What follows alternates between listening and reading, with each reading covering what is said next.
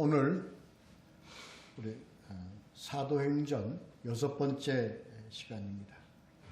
사도행전 2장 37절부터 47절까지 말씀으로 함께 나누실 말씀은 이 패역한 세대에서 이런 제목으로 함께 나누도록 하겠습니다.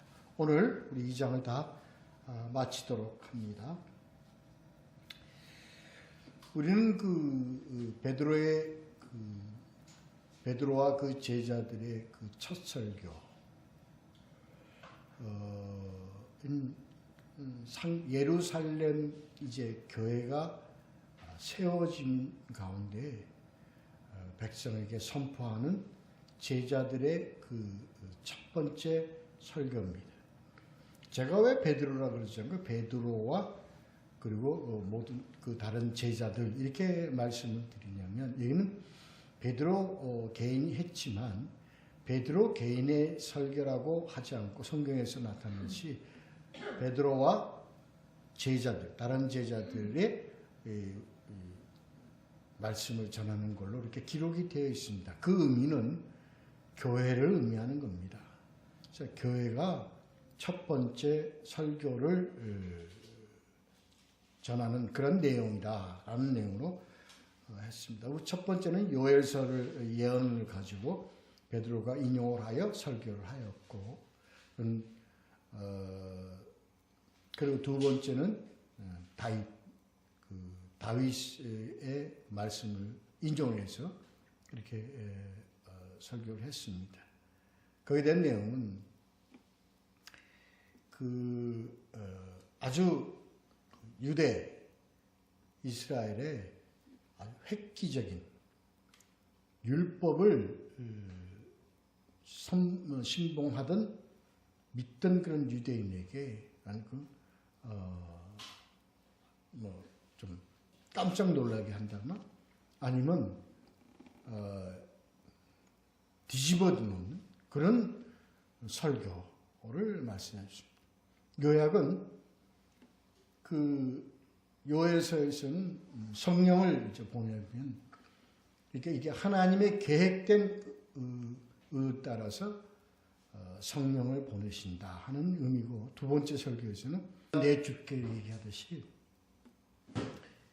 예수 그리스도가 바로 메시아다라는 것을 강조하는 그런 내용의 설교였습니다.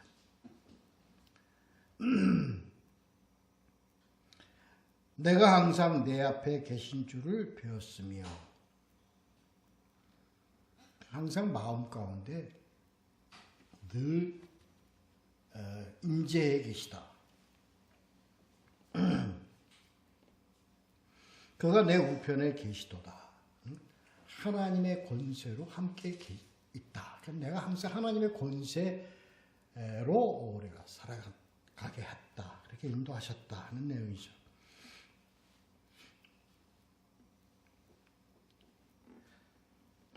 그래서 이 약속으로, 그래서 이게 하나님의 임재와 계시고, 이렇게 하나님이 우리를 이렇게 하나님의 권세 안에서 살게 하는 것을 우리가 경험하는 것이 참된 하나님의 복이다.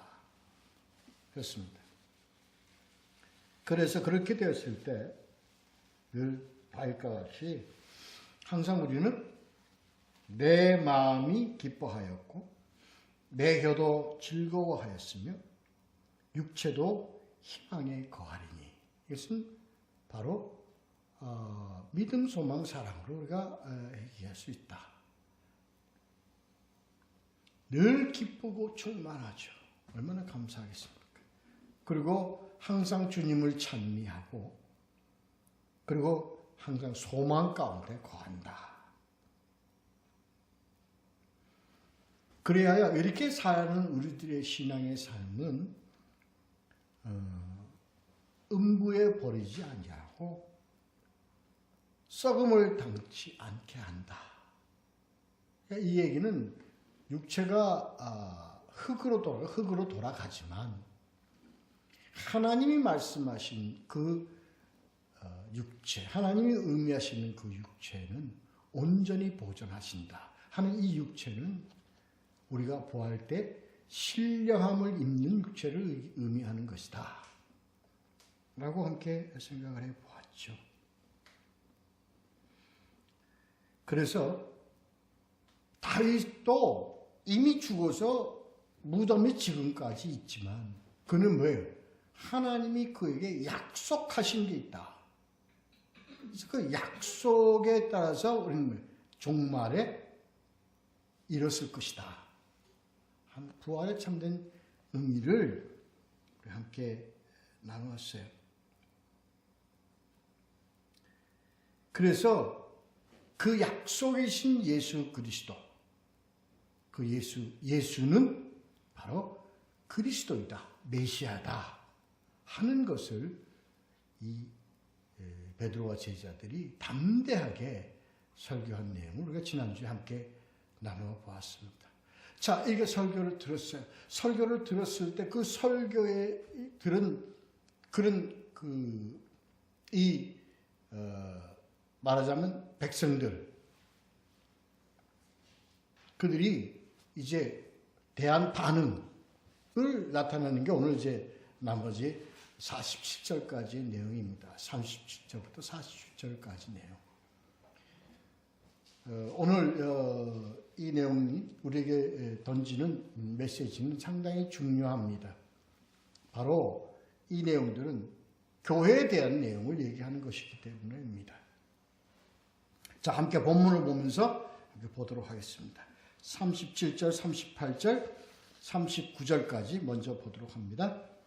그들이 이 말을 듣고 마음에 찔려 베드로와 다른 사도들에게 물어 이르되 형제들아 우리가 어찌할꼬 하거늘 베드로가 이르되 너희가 회개하여 각각 예수 그리스도의 이름으로 세례를 받고 죄 사함을 받으라. 그리하면 성령의 선물을 받으리니 이 약속은 너희와 너희 자녀와 모든 먼데 사람 주 우리 하나님이 얼마든지 부르시는 자들에게 하신 것이라 하고. 이게 지금 요 내용은요 38절 39절의 내용은요 세례 요한과 예수 그리스도가 공생애를 시작하면서 선포하는 그 내용하고 같이 합니다.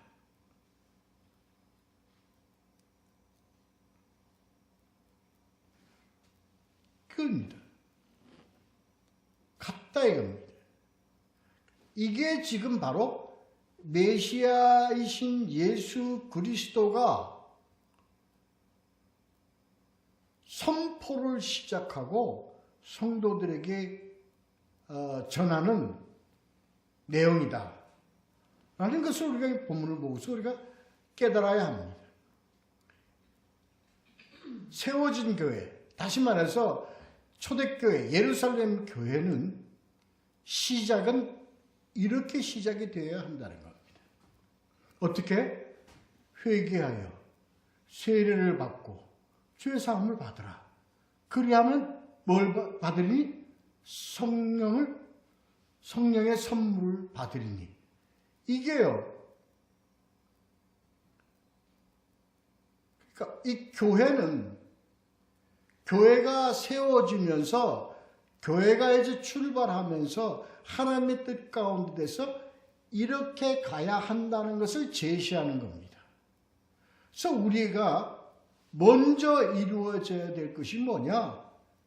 회개하여 세례를 받는 겁니다. 근데 이것이 우리에게 실질적으로 와 닿지 않는 게 부분이 있습니다. 그게 뭐냐? 회개에 대한 잘못된 인식입니다.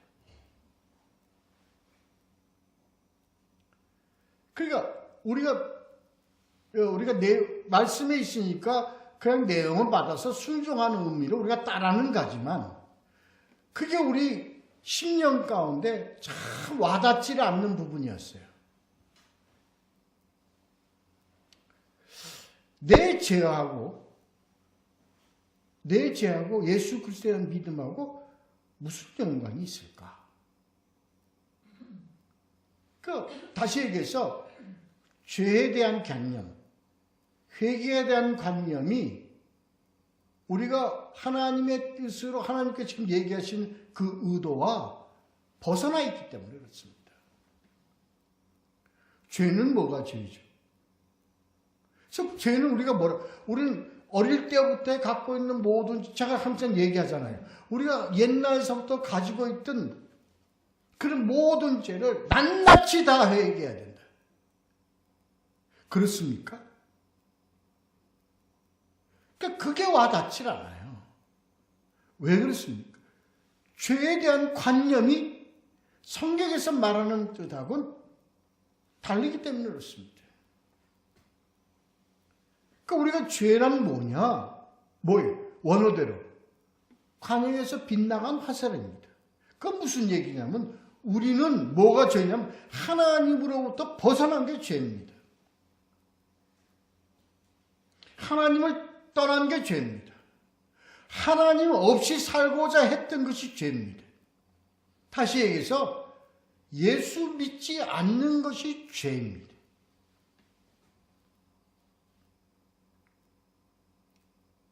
그러니까 화살을 쏘는 출발점부터가 다르다는 얘기예요. 지금도 그게 죄가 아니라는 얘기 아닙니다.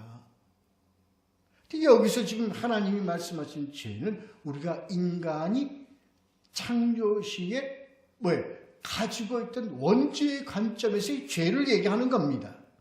근데 우리는 자꾸 뭘 갖고 얘기를 하면 자꾸 자범죄를 가지고 얘기를 해요. 근데 자범죄는 원죄가 해결되지 않으면 자범죄가 해결되지 않습니다.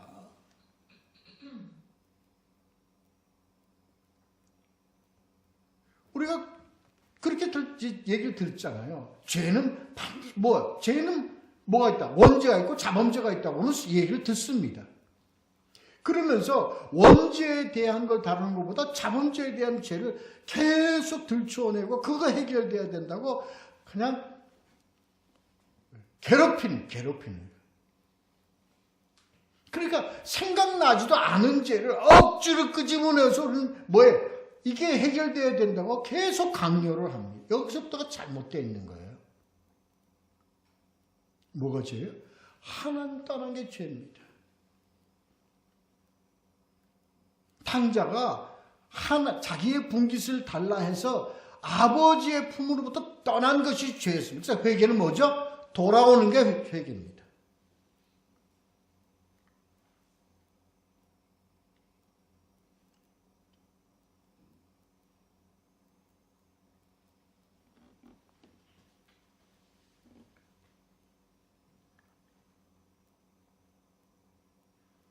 그러기 위해서는 뭐가 되어야 되죠? 이제 37절에서 뭐가 필요성을 알아야 될 거 아니에요. 그게 뭐가 있어야 돼요? 마음에 찔려요. 마음에 찔려. 우리는요, 복음을 들으면 찔림이 있는 겁니다. 무슨 찔림? 그 복음 속에 비춰진 나를 발견하기 때문에 그렇습니다. 그래서 우리가 은혜를 받은 게 뭘 은혜를 받은 거죠? 복음 안에서 나를 깨닫는 게 은혜예요.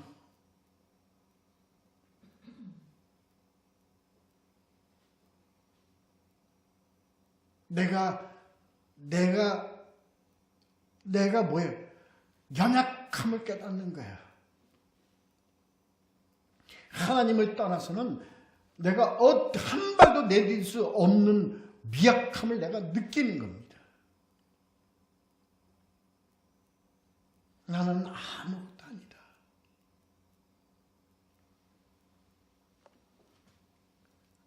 내가 살아가려면 내가 내 삶을 끌어갈 수 있느냐? 하나님 없이 내가 살아갈 수 있느냐? 그거 깨닫는 겁니다. 그래서요, 인간이 어떻게 됩니까? 그걸 깨닫는 자가 마음이 뭐한 자? 마음이 애통하는 자. 내가 어찌할꼬. 그거 나왔잖아요. 이들이 누구에게 얘기를 했어요? 사도들에게 물었어요. 이게는 뭡니까? 교회에 물었다는 거예요. 이걸 바로 가르쳐줘야지. 사도들에게 물었는데 사도들이 뭐예요? 어떻게 가르쳐? 잘못 가르쳐? 교회가?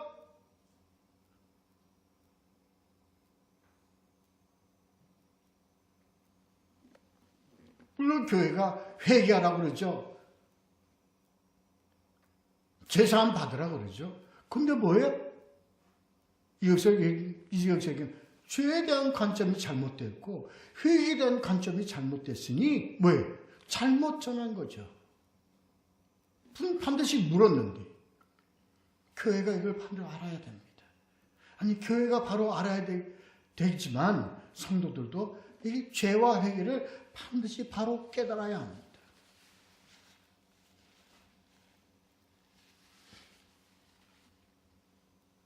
그 어떻게 될까요? 어찌할꼬 하고는 고백이 돼야 합니다. 주여, 내가 어떻게 해야 합니까? 그러한 심령이 돼야 된다는 거예요.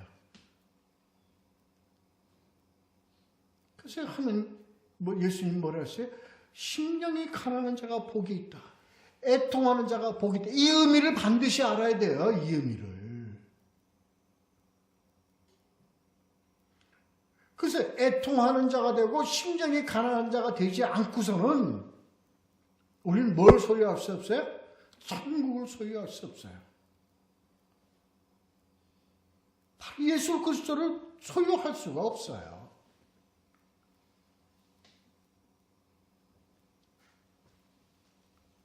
그럴 때 예수 그리스도가 얘기하듯이 베드로와 제자들이 뭐라고요? 회개하여 세례를 받으라. 회개하라는 건 뭐예요? 처음에 하나님을 떠난 것을 너희가 고백하고 하나님께로 돌아오는 게 회개다.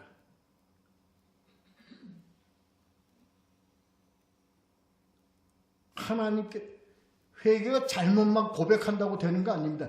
반드시 뭐가 돼야 돼? 아버지 품으로 돌아와야 돼요. 그래야 해결이 됩니다. 우리가요, 세례를 받을 때 세례는 의식이지만 이 의식은 뭘 의미하냐? 하나님이 우리를 초청하고 우리가 하나님께로 우리가 가는 우리의 결단을 의미하는 겁니다. 그래서 여기서 얘기하는 세례는 저는 그렇게 좀 생각을 합니다. 여기서 얘기하는 세례는 물세례다. 성령세례라고 의미를 하지만 성령세례를 의미할 수도 있지만 엄격히 구분해서는 저는 물세례라고 봅니다. 왜냐? 돌아오는 인간들의 결단. 상거가 뭔데? 달려오는 아버지. 이 두 관계에 이루어지는 세례가 바로 물세례다.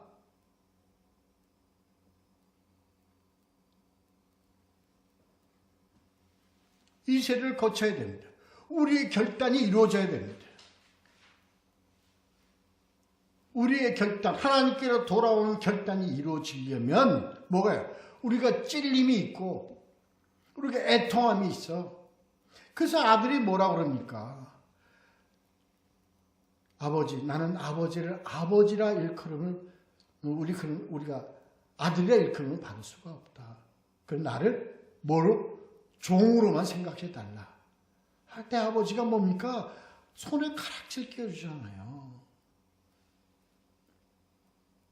아버지는 뭘 보고? 이미 돌아오는 아들을 보고 아들을 품어요.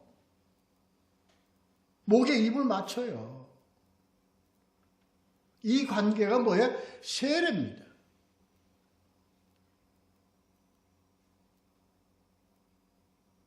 그러면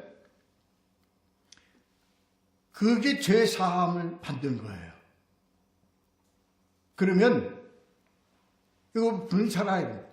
그러면 뭘 받아요? 성령을 선물로 받으리니에요. 여기서 뭐가 이루어져요? 저는 그렇게 생각합니다. 혹시 잘못되었지 몰라도 우리가 엄격히 구분하면 이게 맞다고 생각합니다. 그렇게 되었을 때 그래서 회개가 이루어지고 제사함이 이루어져야 성령이 임재를 합니다. 성령의 임재와 성령의 충만은 구분할 필요가 없습니다. 같습니다. 성령이 임재하면 충만으로 연결되어지고 충만으로 연결되어지면 뭐예요? 바로 성령이 갖고 있는 은사, 선물들을 각각의 은사를 우리가 다 받을 수 있습니다.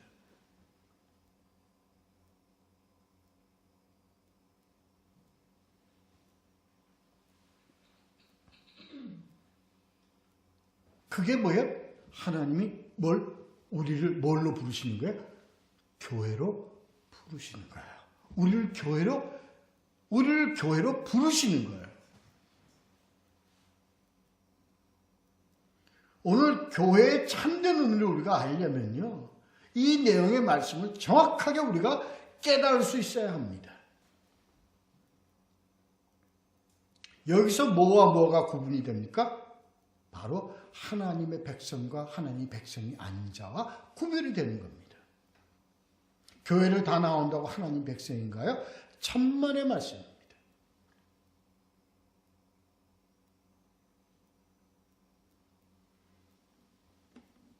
왜 이렇게 말씀을 드리래요? 다 뭐가? 이단이 다 어디에서 발생되어져요? 가라지가 다 어디에 있어요? 다 교회에 있습니다. 아니, 하나님 믿겠다고 또 교회를 왔는데 왜 그들이 가라지고 왜 그들이 그렇게 얘기할 수 있을지 모르겠죠. 그러나 우리가 말씀을 엄밀하게 내려보면 바로 이것이 이루어지지 않는 자들은 참된 하나님의 백성이라 할 수가 없습니다.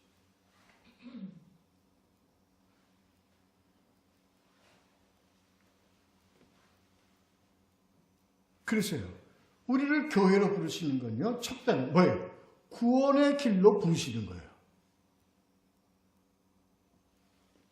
둘째, 뭐예요? 예정론입니다. 선택론입니다. 이미 우리를 부르시는 하나님의 주권, 선택입니다. 그래서 그렇게 선택해서 선택된 자들에게 하나님은 뭘 주십니까? 약속을 주시는 거예요. 약속을 주실 때 하나님께서 일방적으로 주는 약속은 약속이 아닙니다. 왜? 그건 어그리먼트가 아닙니다. 여기서 얘기하는 약속은 어그리먼트입니다. 뭐가 어그리먼트입니까? 하나님은 주세요. 근데 그걸 우리가 받을지 못하면은 그건 어그리먼트가 아닙니다. 우리가 받는 어그리먼트가 뭡니까? 바로 믿음입니다.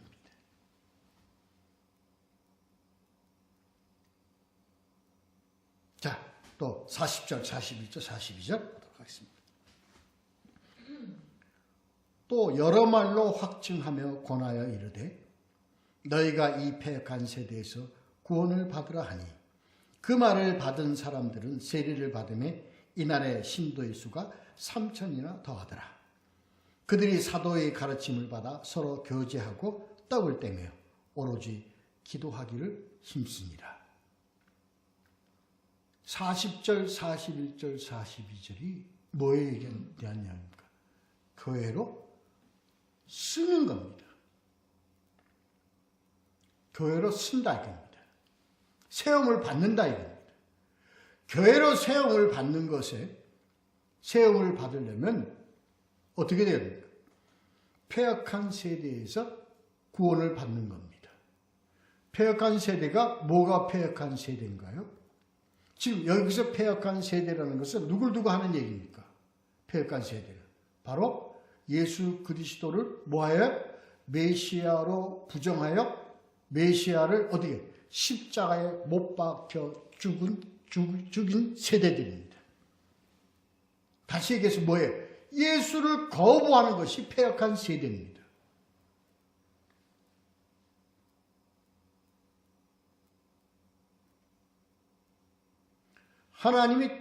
하나님께서 이스라엘 백성에게 너희들 믿음의 후손으로 내가 메시아 예수 그리스도를 너에게 보내는데 이 자체를 누가 거부를 했어요? 이스라엘 백성들이 스스로 거부한 겁니다. 이 말씀의 의미를 포함된 그 말씀의 의미를 우리가 깨달아야 합니다. 오늘날 우리 세대가 예수를 주라 시인하는 이것이 이 신앙의 고백이 세태에 따라 환경에 따라 세상 풍조에 따라 거부합니다.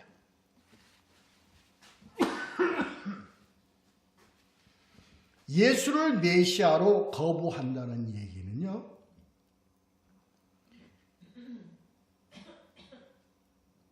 예수는 아버지께서 구원을 받을 만한 다른 이름을 주지 않으셨다는 것이 바로 뭡니까? 주가 메시아라는 것을 고백하는 겁니다. 그거를 고백하지 않는 것 자체가 뭡니까? 예수를 부인하는 겁니다.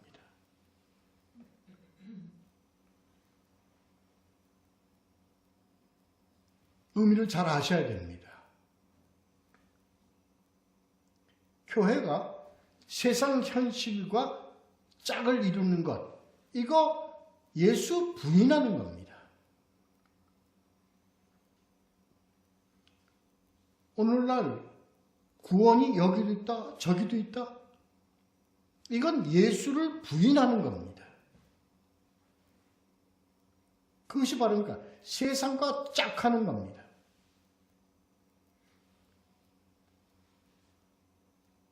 의미를 참 깨달아야 합니다. 교회가 부패를 하는 것은요, 교회가 부패하는 것은 무엇으로부터 시작하느냐면 현실과 짝할 때입니다. 세상과 손잡을 때 교회는 즉시 부패해져 버리고 맙니다.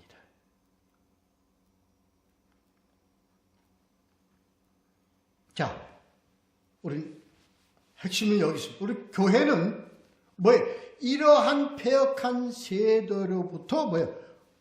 떠나야 합니다. 구원을 받아야 합니다. 그래서 뭐 이 패역한 세대는 뭐라고요? 뭐가 패역한 세대라고요? 예수를 부인하거나 예수를 거부하거나 이러한 세대로부터 떠나야 합니다. 우리는 뭐예요? 세상이 어려워도요, 세상이 힘들어도요, 세상이 가장 불리한 가운데 있다 하더라도 교회는 누구로 서야 합니까? 반드시 예수 그리스도로 서야 합니다.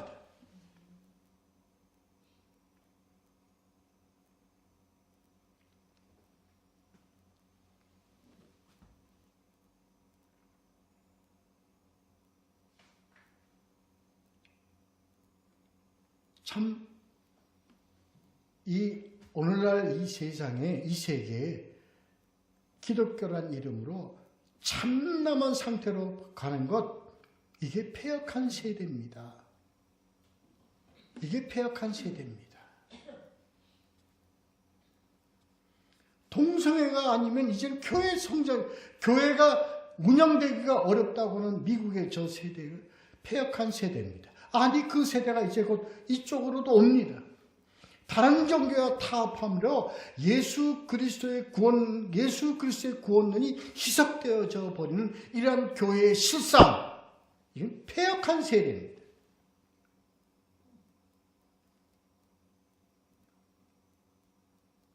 그래서 그 패역한 세대의 열매가 오늘날 우리 뉴스나 뭐 이를 통해서 얼마나 우리가 그것을 많이 접하고 있습니까? 세습, 비자금, 성관계,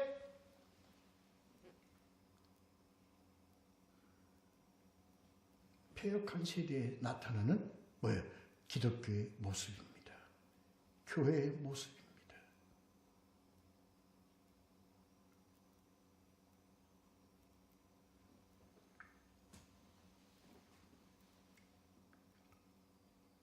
사람들은요, 41절에 신도의 수가 3천이나 더하더라. 여기에 포인트를 가지고 있어요. 여기에 이걸 강조적으로 얘기를 합니다. 그래서 교회가 성장해야 된다. 교회가 커야 된다. 교인 수가 많아져야 된다. 앞에 40절의 말씀은 그냥 희석되어져 버리고 말아요.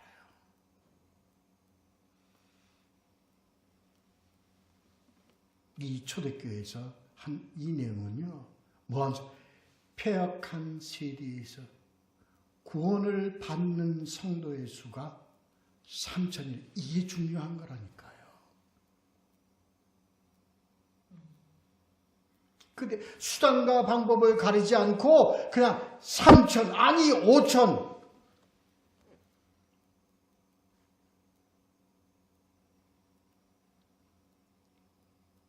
중요한 것은요. 42절 어떻게 되어야 된다? 교회가 사도의 가르침을 받아 떡을 떼고 그 다음에 왜? 서로 교제하고 떡을 떼며 기도하기를 힘쓰니라. 이게 바로 뭐예요? 교회입니다. 여기서도 바른 인식이 필요합니다. 사도의 가르침을 받는다는 것은 뭐예요? 바로 사도, 교회. 교회의 터는 뭘로? 하나님의 말씀, 예수 그리스도 복음으로. 그래서 예수 그리스도 복음으로 가르침을 받아. 이게 중요한 거라니까. 사도의 직분을 가지고 사람의 의인화시켜서 내가 사도다, 뭐다 사도다 이런 다 거짓 것들 그게 아니고 뭘 가르침받아? 예수 그리스도 복음의 가르침을 받아. 그래서 교회는 뭐에 의해서 해야 돼요? 온전히 뭐로 가야 돼요? 복음으로 가야 되는 거예요.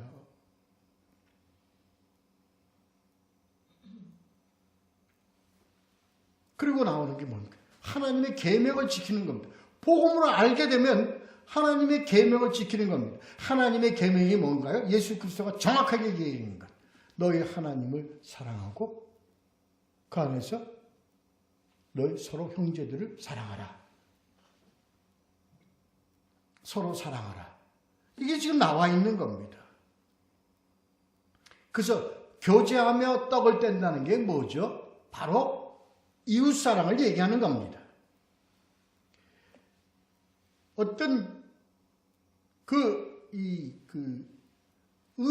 자꾸 의식을 의미로 우리가 의식 의미보다는 하나님의 계명을 예수 그리스도가 실천하여 제정한 것이 의식입니다.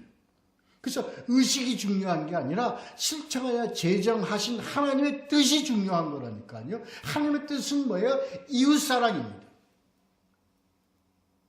그래서 뭐예요? 서로 교제해야 돼요. 이 교제해야 된다는 게 얼마나 중요한 겁니까? 교회는 서로 교제해야 합니다. 나눠야 합니다.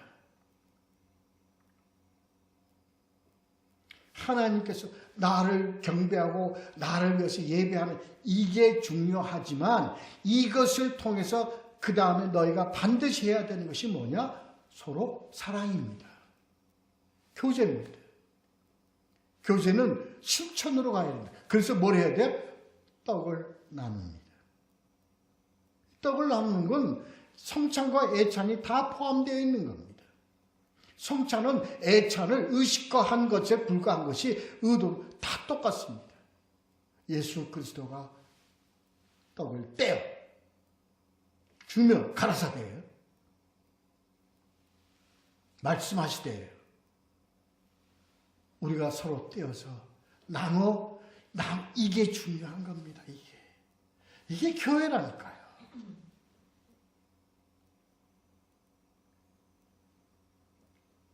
오로지 기도하기를 힘쓰는 이 기도는요 무슨 기도예요?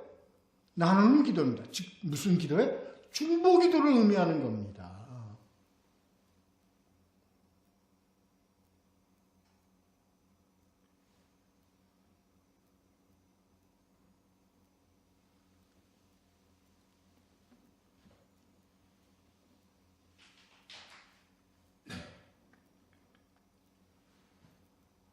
43절, 47절까지 보도록 하겠습니다.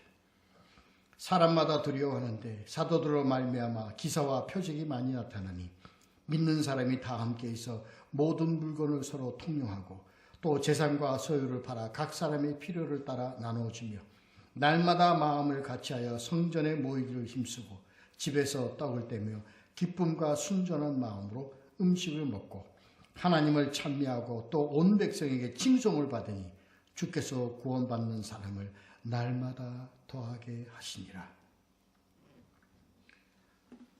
이 내용에서 하나님께서는 이 내용 43절부터 47절의 말씀을 통해서 무엇을 의미하느냐. 하나님께서 교회를 어떻게 해요? 세상 위에 있다는 것을 나타내주는 교회를 높이는 의미가 있습니다. 어떻게 해요? 교회를 높일 때 사도들로 말미암아 기사와 표적이 많이 나타나니, 여기서 얘기하는 기사와 표적이라는 것은요,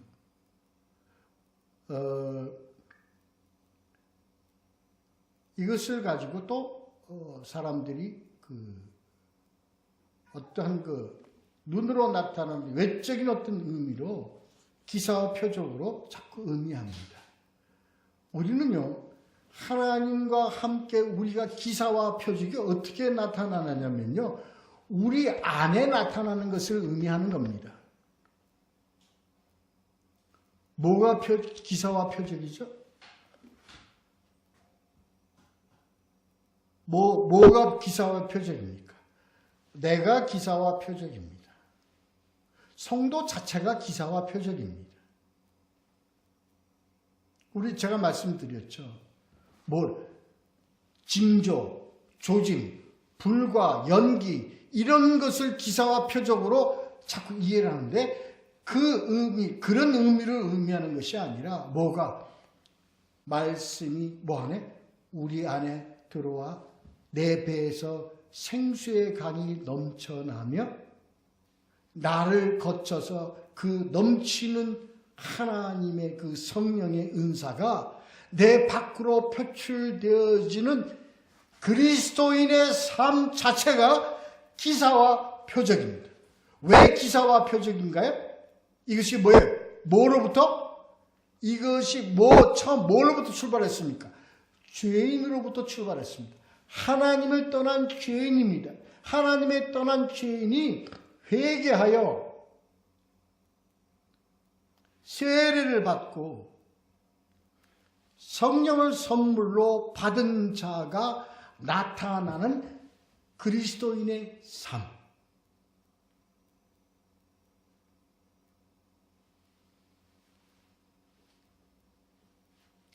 그래서 바울이 이렇게 고백한 거죠. 나 된 것이라고 고백한 겁니다. 이게 기적입니다. 그래서 뭐가 달라져요? 환경을 보면 내가 변화가 됐고, 그 성령의 은사를 통하여, 말씀 복음의 능력을 통하여 세상의 환경이 바뀌어지는 역사가 나타나는 그리스도인의 삶, 그리스도인의 환경, 그리스도인의 지경, 그리스도인의 건강.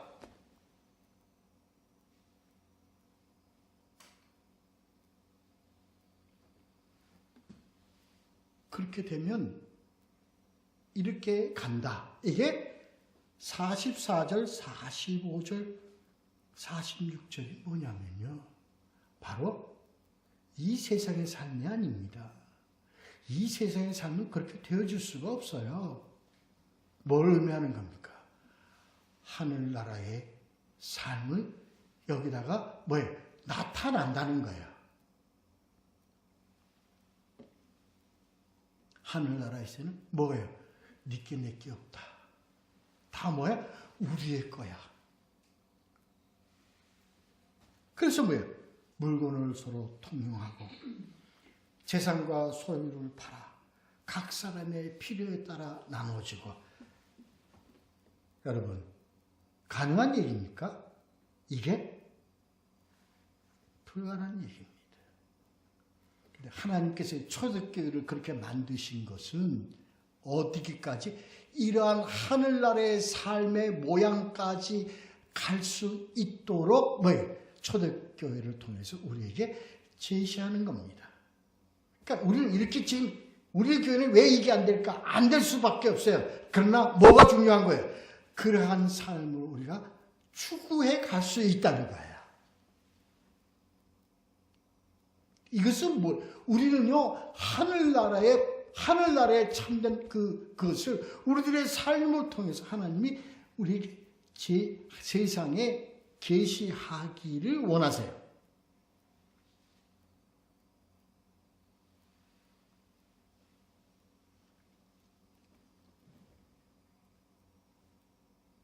그렇게 되면요, 우리가 모이기를 힘쓰고 집에서 떡을 떼며, 이 집에서 왜 떡을 뗀다고 얘기를 하냐면요, 왜 우리 집이나 저희 집이나 우리 다른 사람의 집 서로 돌아가면서 우리의 집을 우리 같은 공동체의 집으로 서로를 다 내어놓을 수 있다는 겁니다.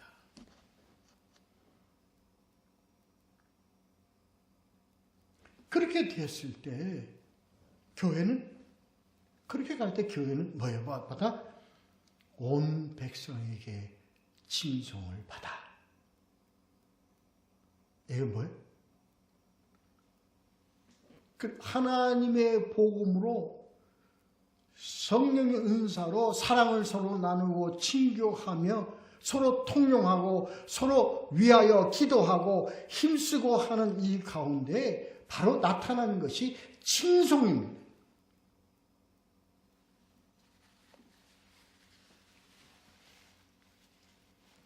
이게 뭐예요? 교회입니다. 이렇게 가야 합니다. 그래서 여기서 구원받는 사람의 수라는 게 뭐예요? 교인의 숫자가 많아지는 게 아니고 이 구원은 무슨 구원이에요? 영생의 구원입니다.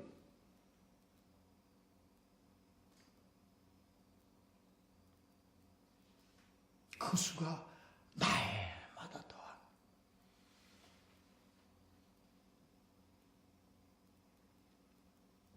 이러한 우리 이 땅에 있는 모든 교회들이 그렇게 되어질 수 있도록 우리는 뭘 해야 돼요? 나와 있는 말씀처럼 기도하기를 힘쓰는 우리 교회가 되어야 합니다. 그래서 우리 모두가 우리 교회도 그런 교회 중에 포함이 되어서 모든 교회가 그렇게 되어질 수 있도록 기도하고 힘쓰고 서로 통용하고